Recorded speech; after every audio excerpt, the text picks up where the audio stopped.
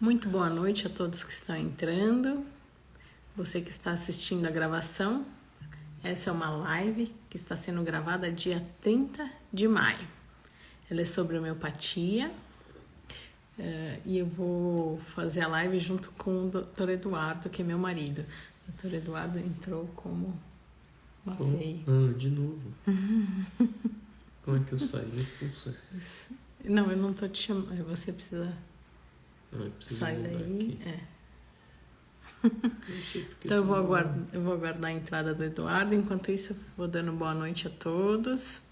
E vamos relembrando que hoje tem um tema específico, mas o grande intuito da live é que vocês nos tragam as dúvidas e a gente vai conversando. O Eduardo entrou agora. Vamos lá?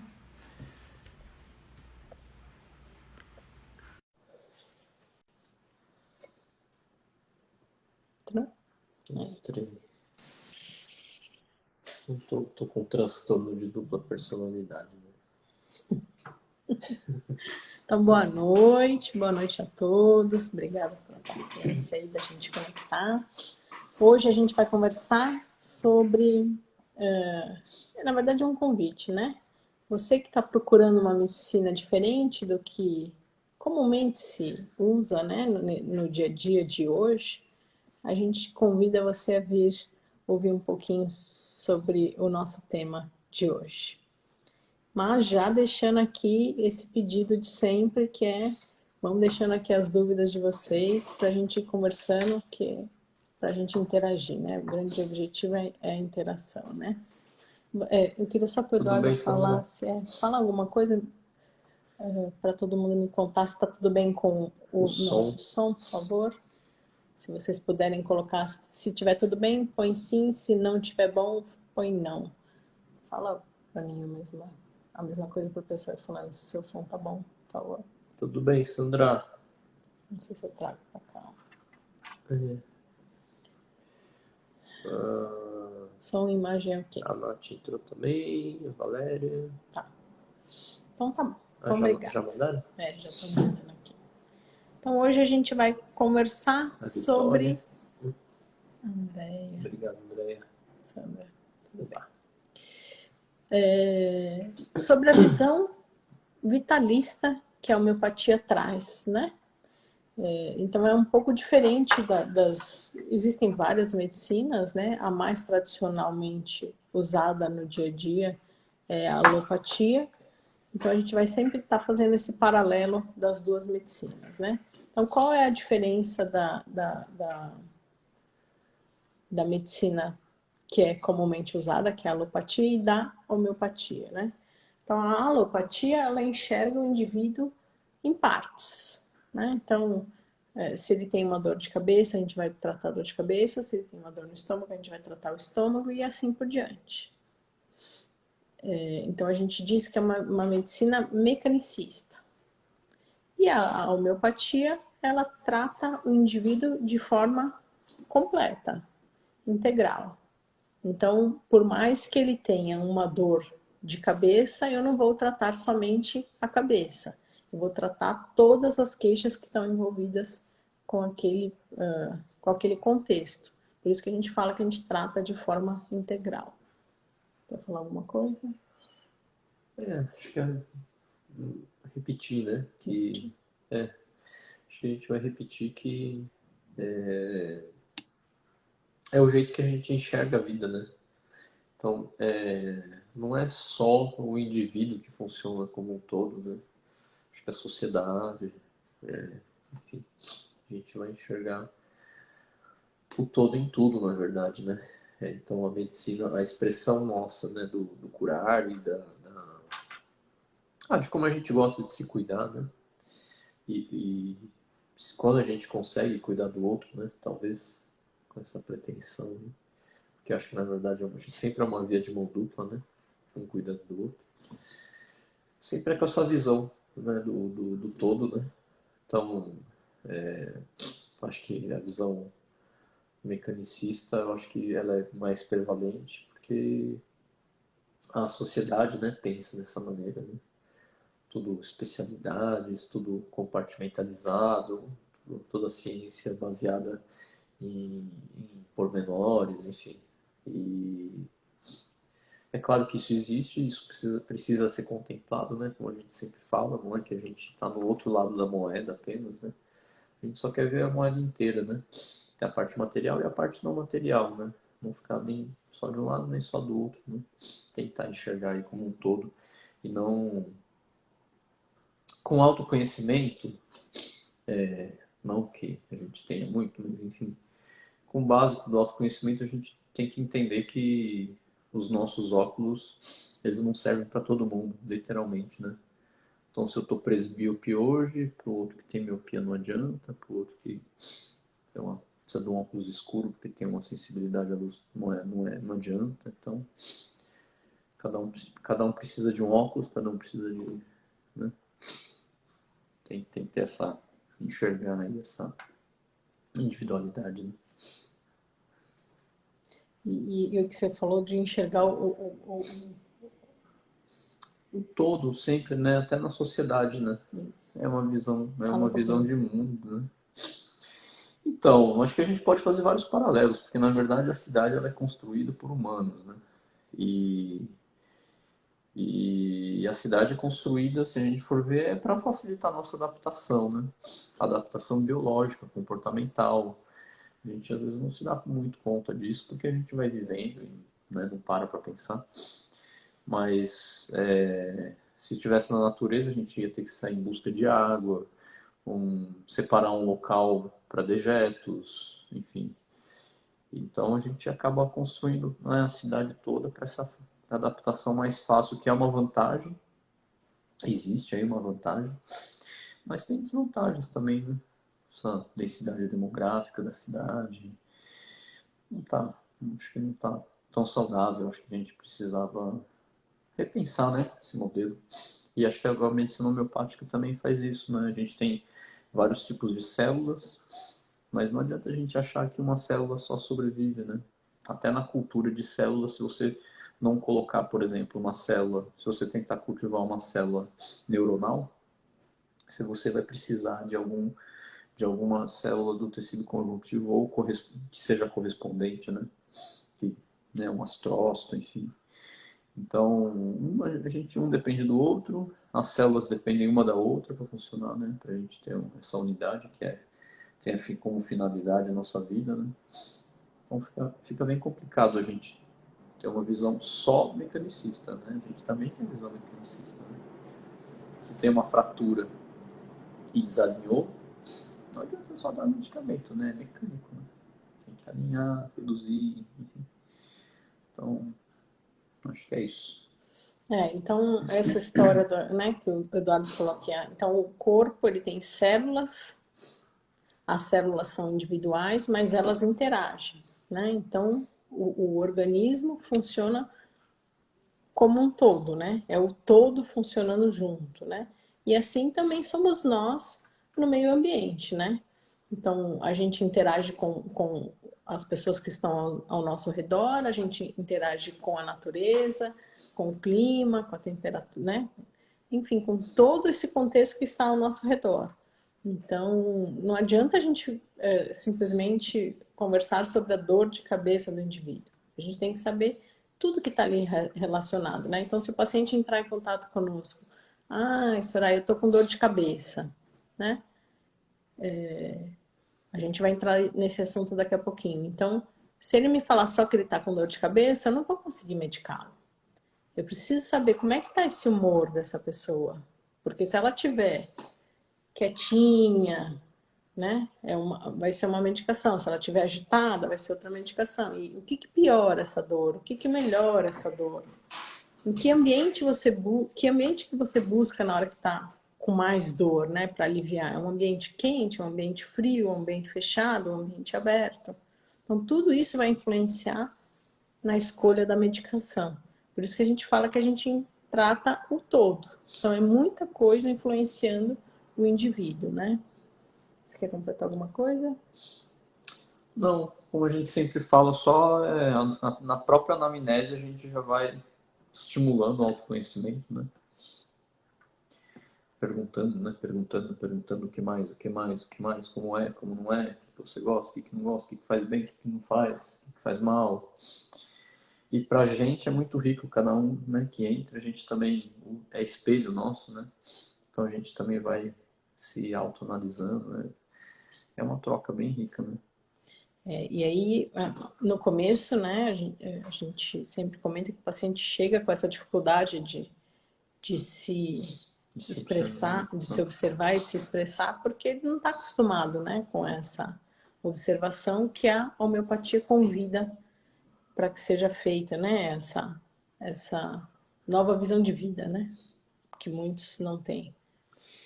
Mas, vamos continuando, né, como é que funciona ali a consulta homeopática, né? Como é que a gente escolhe esse medicamento? Foi uma pergunta que nós tivemos há um tempo, né? Puxa, mas como é que vocês pegam todos esses sintomas e encontram aí uma medicação, né?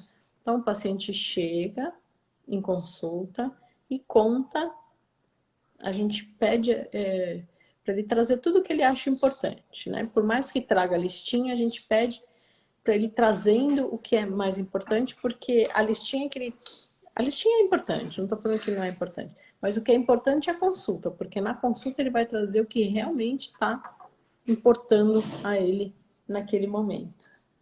Que susto que eu levei. Caiu alguma coisa? Caiu alguma coisa aqui. Acho que fechou a janela. Eu me perdi um pouquinho. Então, ele Na anamnese. na anamnese ele traz para a gente todas as queixas que são importantes e todas as interações, né? A família, o trabalho, o dia a dia, enfim, tudo que está envolvido ali com o paciente, né? E a gente vai anotando todas as queixas desse paciente. Depois que a gente tem todos esses sintomas, a gente vai buscar a medicação que vai cobrir essas queixas do paciente.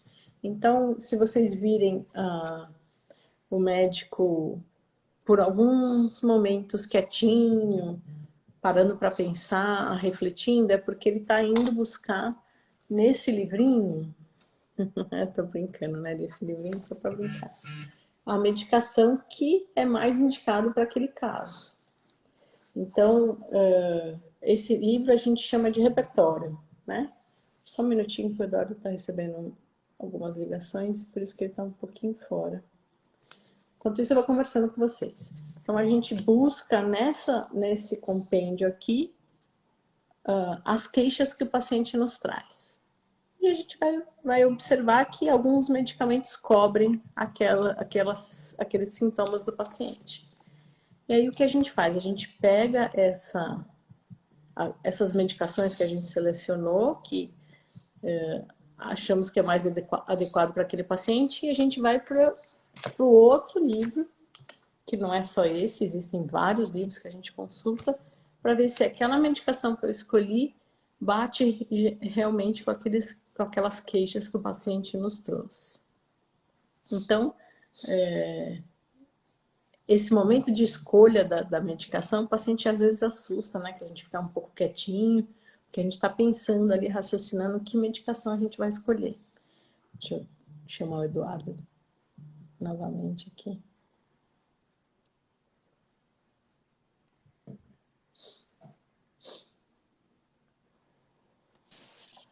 Voltou.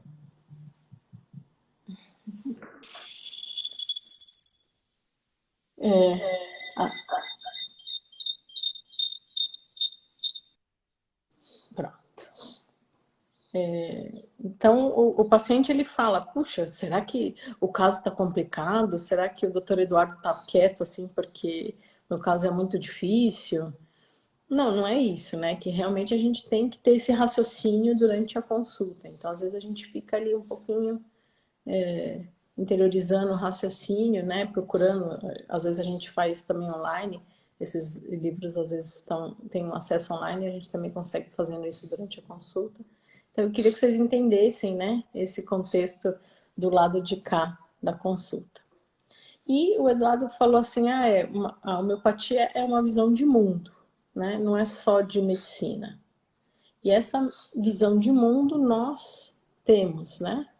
O Eduardo e eu, nós também acreditamos nessa visão de que tudo interage, né? Nós interagimos com o meio e que a gente precisa ser tratado como um todo, e por isso que nós também somos pacientes, né, da homeopatia, porque acreditamos, né, nessa visão diferente de mundo. Quer trazer, Não, acho que completar alguma coisa da consulta?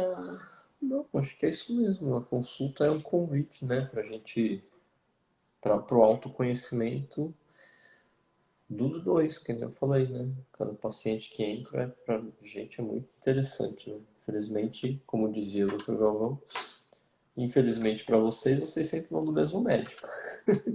Mas todos os dias a gente encontra cada um de vocês, a gente tem uma oportunidade de conhecer coisas novas, experiências novas de vida, né?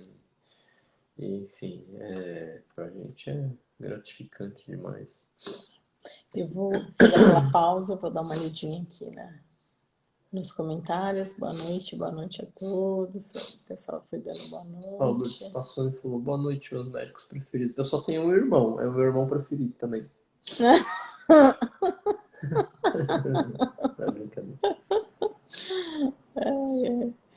Peraí, eu tô ainda no boa noite, boa noite, boa noite, boa noite. Minha mãe mandou um beijinho, beijo, mãe. Mas eu quero falar que eu amo meu irmão, né? É uma brincadeira, mas meu irmão é espetacular. A Vanessa escreveu assim: a sociedade exige que a gente pertença a ela. Eu tenho dificuldade de observar e exercer a individualidade. Quem falou? A Vanessa, ainda precisamos aprender muito sobre esse equilíbrio. A sociedade exige que a gente pertença a ela. Verdade. Eu tenho dificuldade de observar e exercer a individualidade. Na verdade, ninguém é sozinho, né? A gente a gente tem que ter essa interação, né? O pensamento, né? A gente vai conhecendo coisas novas. O nosso cérebro ele vai fazer, nosso cérebro, enfim, né? Para quem acredita, a alma, enfim, não importa. A gente vai adquirindo conhecimentos novos com as ferramentas que a gente tem e vai fazendo comparações, né? É isso que traz esse conhecimento. Então, quando a gente é bebê, a gente tem o reflexo de sugar. Então, você vai sugando tudo, porque é uma ferramenta que você tem, que é um reflexo instintivo. E você vai sugando o cobertor, você vai sugando o dedo, você vai sugando tudo, e por um reflexo você começa a adquirir algum conhecimento, né? E aí mais para frente, quando a gente, né, depois da adolescência, principalmente, que a gente começa mais essa interação, né, sai mais da família e começa essa interação, a gente, essa diferenciação entre o que é a gente e o que é o outro, ela é difícil mesmo. Principalmente quando é uma coletividade, né? Tem um poder muito grande sobre a gente. E é normal, viu? É normal. A gente demora para ser menos reativo e ter um autoconhecimento. É a vida inteira, na verdade, né? E ter um autoconhecimento suficiente para falar: não, isso aqui é meu, isso aqui é do outro, isso aqui. Essa diferenciação que lá na infância, quando a gente é bebê, a gente começa, porque lá no começo as coisas, os objetos só existem enquanto a gente está em contato com eles, né? Então o mundo só existe aquilo que está à nossa volta e a gente está em contato com ele, até a gente ganhar isso, né?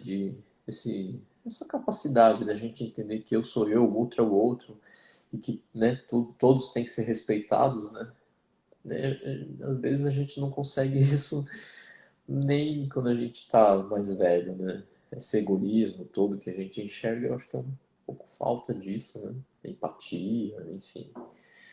São sentimentos mais elevados que o Maffei, uma parte do livro dele, ele comenta que são esses sentimentos mais elevados que fazem com que o indivíduo fique mais equilibrado, né? Porque a finalidade, né, a intenção importa muito quando a gente vai, vai tomar atitudes, né? Então, é difícil mesmo, não é só você não, acho que é todo mundo. E dizem que a vida só começa aos 40 porque eu acho que depois dos 40 que a gente para de ser um pouquinho mais reativo, reativo a gente é a vida inteira, né? Quando a gente reage sem pensar, sem ter conhecimento, né, do que a gente, de como a gente é. Mas eu acho que é depois da meia vida mesmo. Até então a gente, eu acho, né? Acho que mas é difícil mesmo. E às vezes mais tarde, né? E algumas partes nossas continuam na sombra, inconscientes, assim, a vida inteira. É a cruz que cada um carrega, né? Tá papo cabeça, né? Essa live hoje. Mas acho que é isso. Acho que tá tudo normal. É difícil mesmo. A Valéria escreveu assim: faça a listinha para não esquecer. Eu acho que. Desculpa, Du. Não. Que listinha que eu. Lembra que a gente estava falando assim, na consulta é importante o paciente ir Ah, trazendo. então, a listinha ajuda, mas atrapalha às vezes, né? A listinha tem os dois lados. Eu acho que o legal dela é que a gente vai se observando. Então, na hora que a gente está anotando ali, a gente acaba se observando, né? Então, eu vou escrever ali para o doutor Eduardo que eu tive, né, uma dor no estômago quando eu comia aquele tipo de comida, principalmente naquele horário, após fazer tal coisa, piorou. Então, eu acho que ela te convida à observação, né? Mas eu, Soraya, não sei como é o Eduardo, eu sempre peço para guarda a listinha no primeiro momento. Vamos conversar. Então, a minha consulta geralmente é essa conversa. Depois, se quiser... A doutora Soraya é mais simpática, entendeu? Então, para ela é mais fácil fazer isso. O que você faz? Não, para mim é uma coisa mais sistemática, né? Para você ser mais simpática, mais comunicativa. Aí eu acho que a conversa vai mais... Flui? Flui melhor. Não é assim, né? Ai. Mas a gente vai conversando e o paciente vai trazendo. Assim, e depois, no final, acho que vale a pena aí consultar a listinha, né? Para ver se não esqueceu nada. Esqueceu nada. Mas tira um pouquinho da espontaneidade, né? E é importante essa espontaneidade, a ordem que vocês falam as coisas, quando tá sendo uma coisa mais livre, menos elaborada, preparada, é importante pra gente, né? Muito importante. Quando a gente prepara, a gente às vezes já usa alguns mecanismos de defesa, vou falar esse negócio que me dói um pouco só no finalzinho, quando estiver indo embora. Todos nós, viu? Eu também. Pra falar menos. Falar menos, tipo, tá quase acabando a consulta, você fala, então, lembrei uma coisinha, né? Aquele podre que a gente não quer que ninguém saiba, mas sabe que tem que falar, né? Aí sabe o que a gente faz? A gente pega a receita, rasga e começa tudo de novo. Pega outra. E fala, tudo bem, eu também faço isso. Muitas vezes acontece isso, né, Edu? A gente está fazendo a consulta, aí já decidiu a medicação, fez a receita, na hora que você vai entregar para o paciente vira, mas olha, faltou uma coisinha. Que é o mais importante, né? Que é o mais importante da consulta. Mais profundo, aquele sintoma mais profundo, ou assim, que induz uma certa vergonha, né?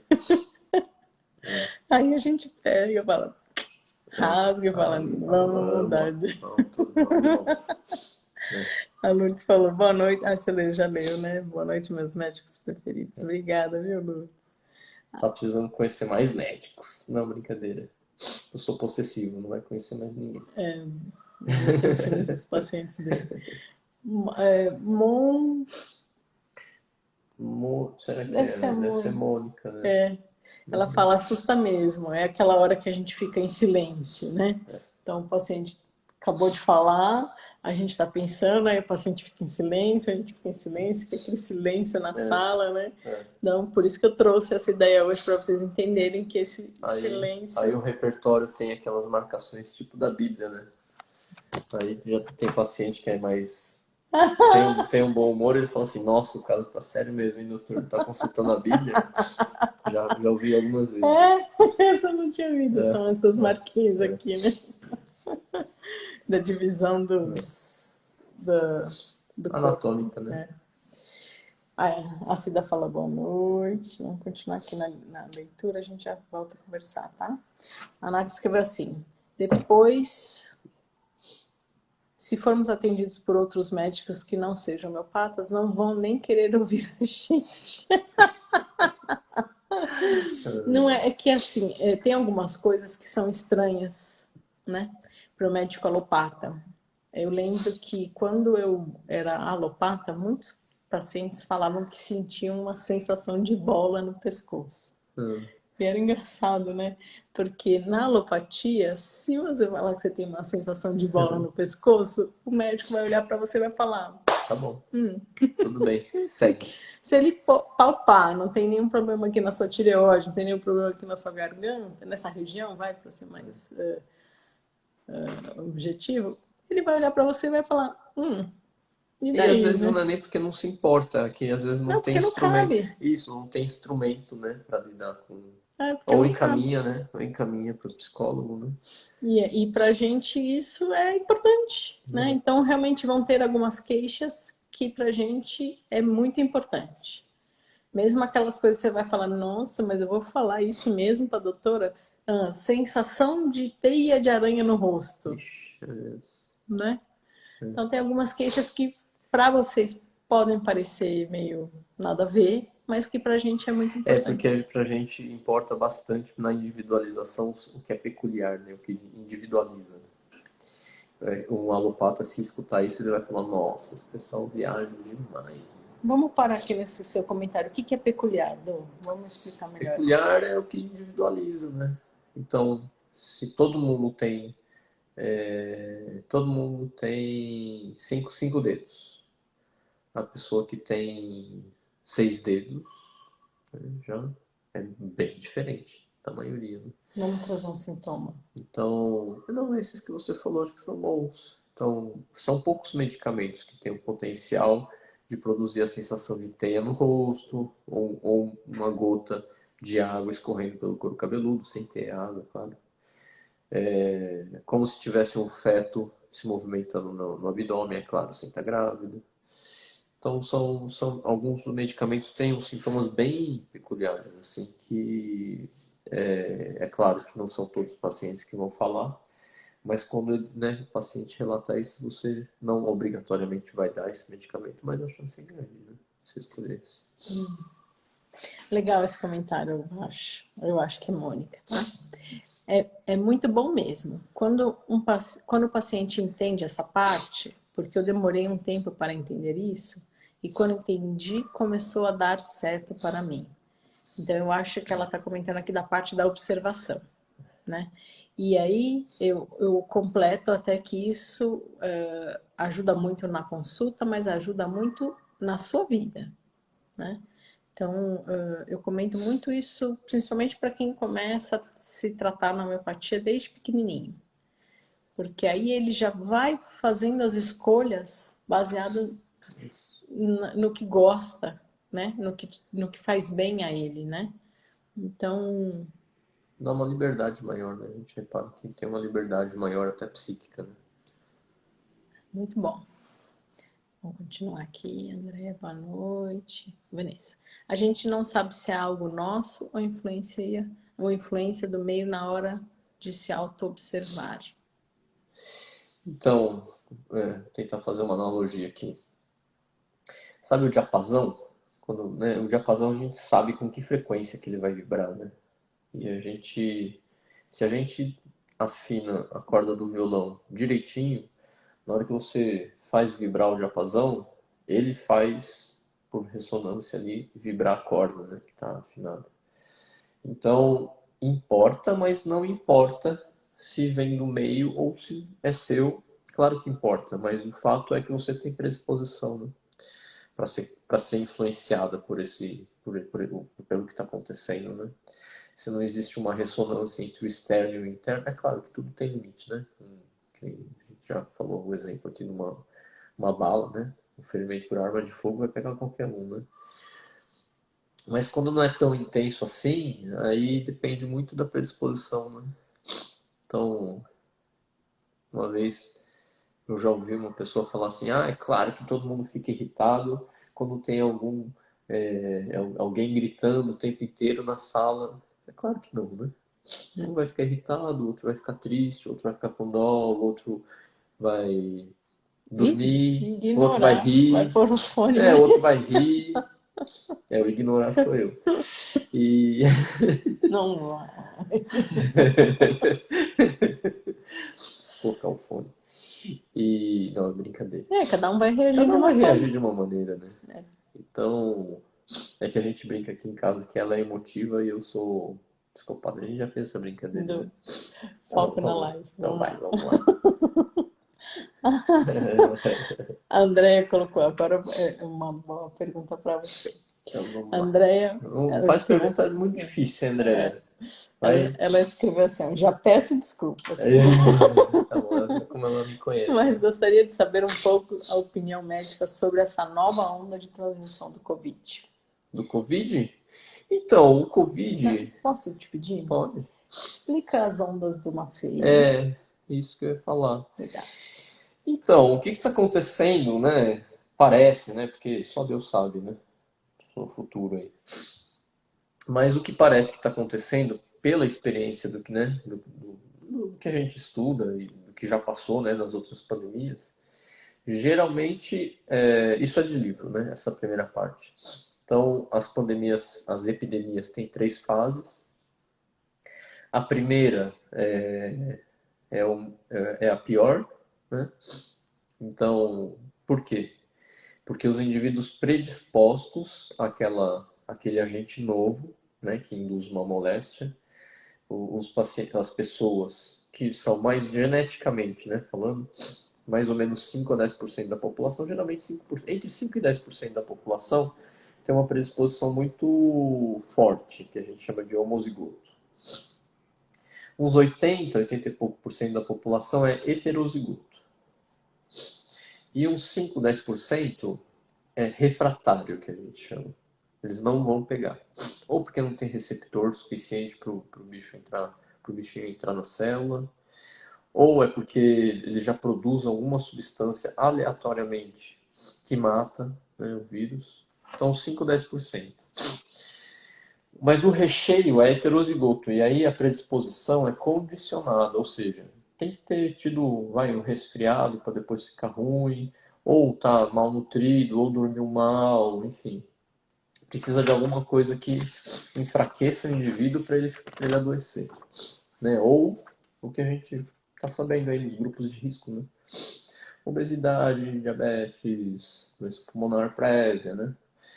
Então esses são os indivíduos que adoecem gravemente, mas porque já tem uma patologia de base.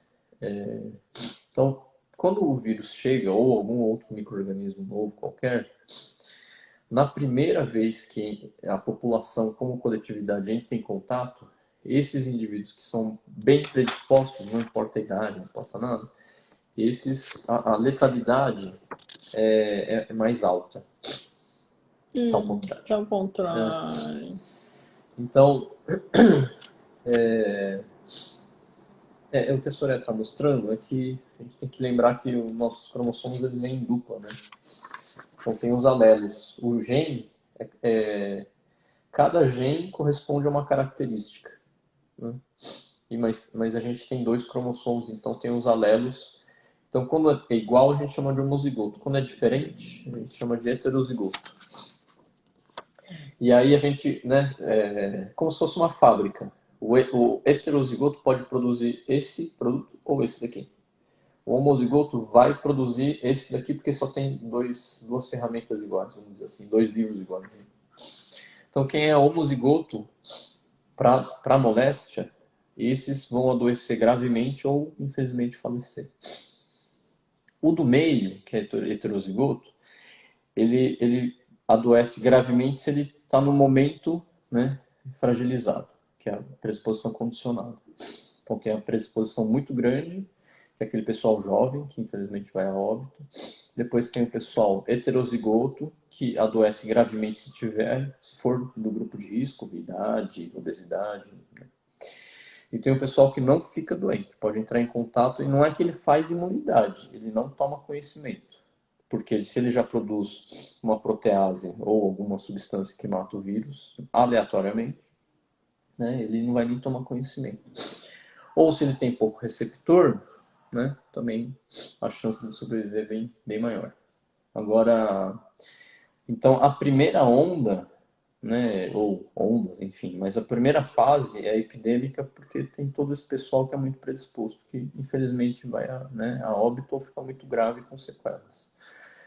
No segundo momento, também é grave, né, mas são sintomas. No Covid especificamente, como a gente fez o isolamento social, o isolamento, e eu sou a favor para não, né, não estourar o sistema de saúde, que já é precário, mas a segunda onda foi grave também. Se a gente for ver, né, os gráficos lá da Organização Mundial da Saúde, a segunda onda também foi bem importante, porque alguns indivíduos não tinham entrado em contato com o vírus ainda. Agora, e cada região do globo fica numa fase diferente também, tá bom? Porque as semanas epidemiológicas são diferentes. Então, qual foi o caminho mais ou menos do vírus? Começou lá na China, no Oeste Pacífico, depois Europa, Estados Unidos, Américas, né, enfim. E aí depois ele começa a fazer o caminho de volta. Então, algumas semanas atrás, né, a gente viu aí que o Oeste Pacífico teve uma onda maior. Em geral, quando, né, o micro-organismo consegue dar aí a volta inteira, é quando a gente começa, A né, volta inteira aí do do globo. globo, né?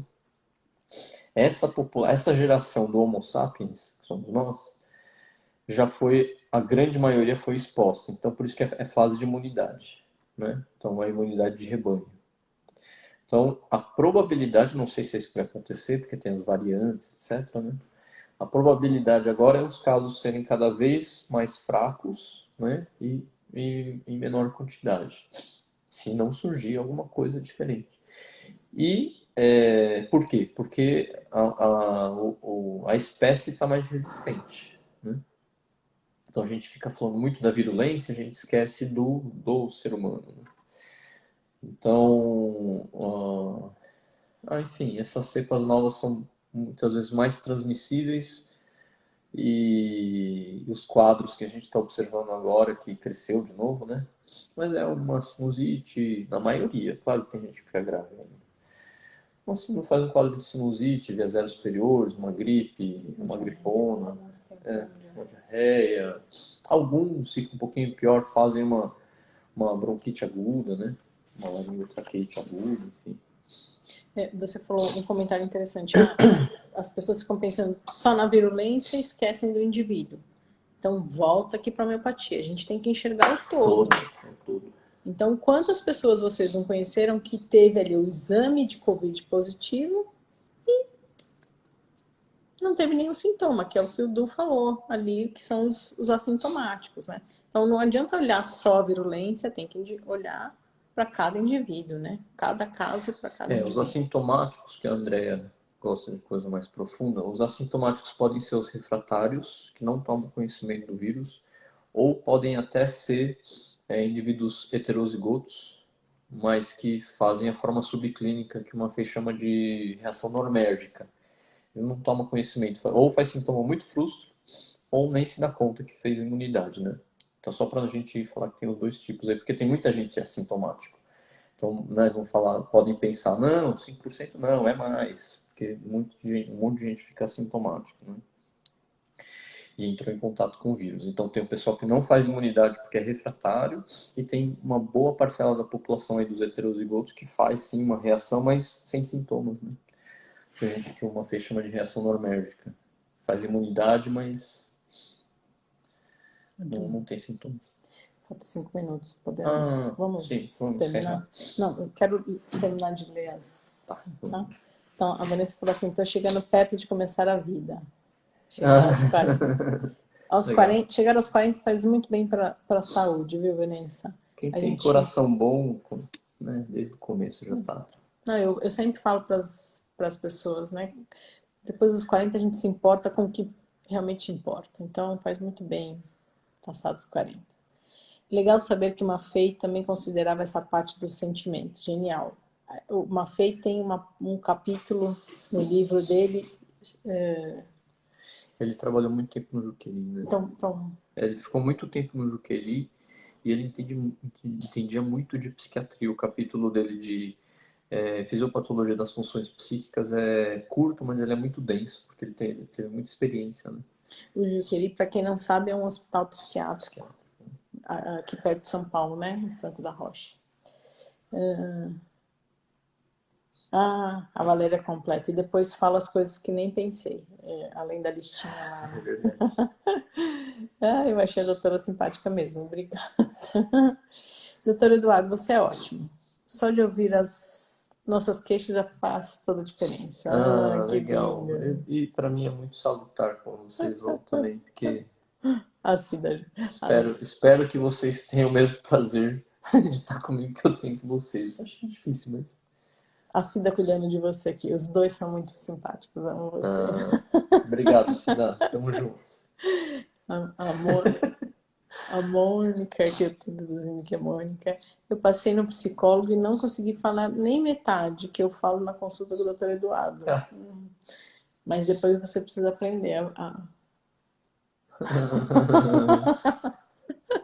Que bom, né? Isso é muito bom.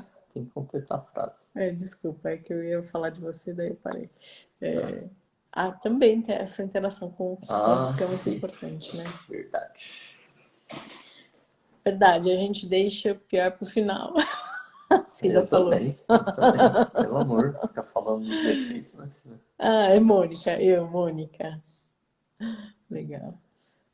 Santa paciência tem, doutor Eduardo. Não tenho, não. Há controvérsias. E é agonizante esse silêncio, a Cida falou. Agonizante é agonizante. Estava certo. Escrevi errado, ela falou, mas estava certo. Eu às vezes esqueço de falar algumas coisas. Marlene, quando isso acontece, geralmente o que você levou é o que é importante. Então fica tranquila. De qualquer maneira, manda mensagem para perguntar. A Lutz comentou só que é verdade, mas aí eu já não lembro mais qual é o contexto. Cida. Eu vou ler, mas o médico alopata é muito grosso. Depende do médico, Cida. Nós temos muitos amigos muito legais. Muito legais. Eles são monstruosos quando acontece de ir lá, não. A gente não pode generalizar. Obrigado. Até porque alguns médicos precisam ser assim. Um cirurgião não pode ficar conversando, né? Depende do temperamento. O cirurgião precisa ser assim, vamos e pronto, vamos resolver. Então, cada um, né? Vocês são muito simpáticos, nos ouvem com toda a dedicação. Realmente a gente gosta. Mas sempre esqueço algumas coisinhas. Acho que é normal, né? A gente também esquece. Boa noite. O que devemos fazer num caso que nos preocupa e não conseguimos falar com o médico? Tipo febre alta, dor. Tem que ligar até a gente atender. Não, pode marcar uma consulta, né? Nesses casos, como a gente está tendo um aumento, né, de procura, o que a gente está sugerindo é assim, realmente, nesses casos, marque a consulta, entre em contato com a secretária e marque essa consulta, porque aí a gente tem a certeza, né, de que não vai deixar de atender, né? E até chegar lá no consultório, liga até a gente atender. Quem dera eu pudesse ter, a Cida falou, né? Quem dera eu pudesse ter começado a homeopatia desde pequeno. Eu seria 100% melhor. Seria um sonho. Não Cida, existe uma frase que eu sempre falo assim. Tudo acontece no seu momento. Esse é o seu momento. Tá? Então, a sua hora era essa. O Rick falou boa noite. Cada um vai ter uma reação. Isso aí, cada um é individualizado, né? Sobre o Covid, penso que a homeopatia ajudou bastante. Eu também penso isso. Ricardo, né? É o Rick Barros? Sempre você fala, dele. Nós temos um grupo aí de 10 médicos, né, Dom? Por aí. E nós tivemos uma excelente experiência com o Covid, viu? Tanto ajudando aí, né, na prevenção de casos graves, quanto no tratamento de quando as pessoas tiveram o Covid, né? Então, nós tivemos uma ótima experiência. E sobre a doença na Europa? Diz macaco, devemos nos preocupar? Só é ruim para quem tem feridas pelo corpo, pois a gente vê... Vocês entendem? Aí, se a gente vai conversar depois no particular com você, tá? Mas não esquece que na homeopatia a gente trata os sintomas, né? Então, colhendo esses sintomas, dificilmente a gente sempre vai ter uma forma, né, de tratar, né? Mas será que é melhor se isolar novamente com essa onda de doenças voltando e surgindo novas doenças? Cada caso é um caso, né? Eu acho que assim, a gente tem que enxergar que sempre vão surgir coisas novas, né? E o Covid, ele não vai embora. Vai ser que nem o Que nem todas as pandemias, H1N1, né? né? Sempre vai ter o seu ciclo, aí ele some, aí ele volta, ele some. Então, cuidados higiênicos a gente vai ter que ter para sempre, assim como já tinha que ter, né? Mas a humanidade estando mais imune como coletividade, a densidade, né, da população de vírus diminui, né? O vírus ele é um parasita intracelular obrigatório, ele só consegue se multiplicar dentro da célula, ele não tem metabolismo. Ele não a gente também não, né?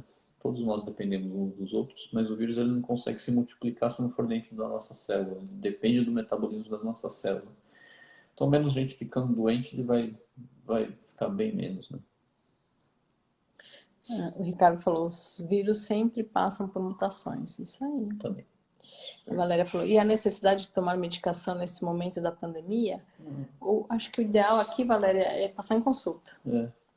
Atualmente, passar em consulta provavelmente vai proteger mais do que tomar o gene epidêmico agora, né? A gente está numa outra fase. A gente já não está na fase epidêmica nem de estágio, né? Provavelmente. A gente está entrando aí na imunidade. Então aí começa mais o quadro individual, né? O que a gente está observando é isso. O paciente precisa geralmente de um medicamento mais individualizado.